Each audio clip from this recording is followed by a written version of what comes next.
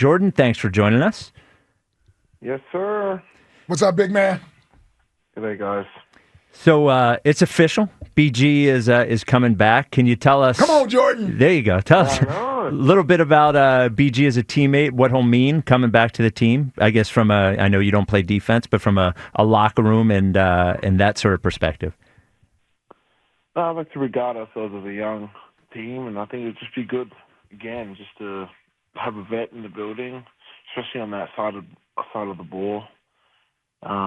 Just to show young guys the ropes, man, how to be a pro. And so, especially with this trash talk, teach them how to trash talk. Now, you can be honest because nobody's listening to this. It's just the three of us.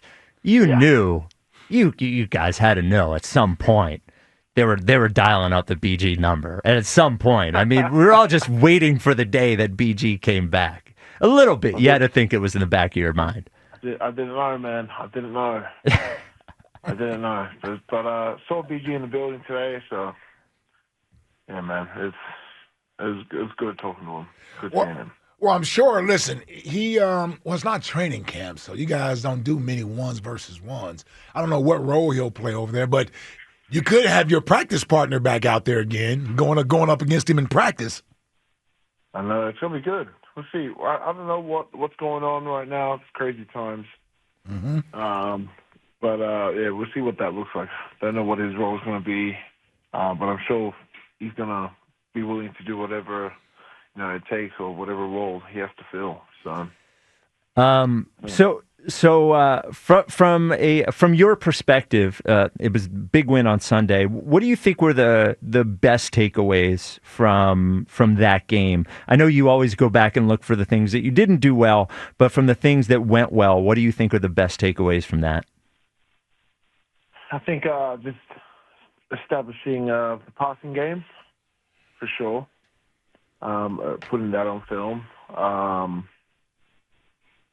I think this might have been probably our most complete win, so to say. So that's something that a good takeaway we could take away. What else, guys? What do you think? What do we think? We spent 4 hours saying what we think. Well, I'll ask you this. I'll ask you this, Jordan. We often believe that the running game sort of open things up for the passing game. But when we talk about complementary football, it can work the other way as well, right? Like the passing game being successful and having explosive plays there forces that defense to back out of there a little bit, and they have to be more concerned with the AJs and the Devontaes and Jalen throwing the ball over their head. It could start to, spring a few leaks for this running game to get going. You believe that the passing game can sort of help you guys out with the running game to get that going? Yeah. No, I certainly believe that that's true. Now, the passing game is definitely going to help us, inside the run game. I mean, you look at that game we just played, the front that we got from the first drive to the second drive were completely different. And so, they definitely respect us in the run game. I think all our opponents do. Mm-hmm. They do a lot of things to, prohibit us from repeating what we did last year. So, we just got to do our job up front and keep it going.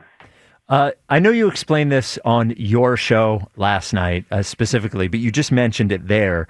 Could you just, for the people that didn't hear it, you explained that the front was different after that first drive. Can you explain what the front was during that drive and then after that and how it changed in what you were seeing? Because it was interesting for me. Yeah, so the first drive we came out there in like a 4-down front, very, very basic front, kind of daring us to run the ball, and we did. And we were moving the chains quite quickly and getting some great runs. Then we throw that touchdown to A.J. Brown, and we come back out second drive, and it's a completely different look.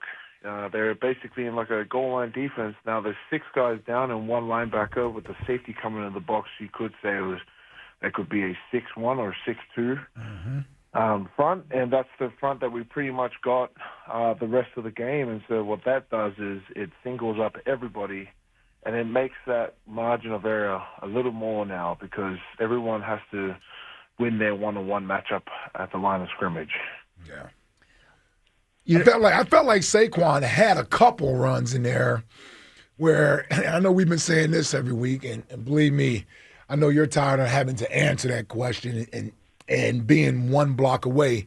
But it does feel like a few of those runs where, man, he's hitting 8, 9, 10 yards, and you're saying, he just, he's almost there. And I hate going back to last year because last year was such a special year, but that's the only frame of reference we have with him, with you guys running the football. But it has to feel like it's getting there, right? You guys have to feel like just keep doing what you're doing, detailing your work, and this thing is going to start to click like you want it to. Yeah. It feels like we're getting there, especially with the under center stuff now from the last game. So hopefully that opens up some opportunities for us to do in the run game. Just doing that under center, I feel like it puts us on the better angles for our blocks.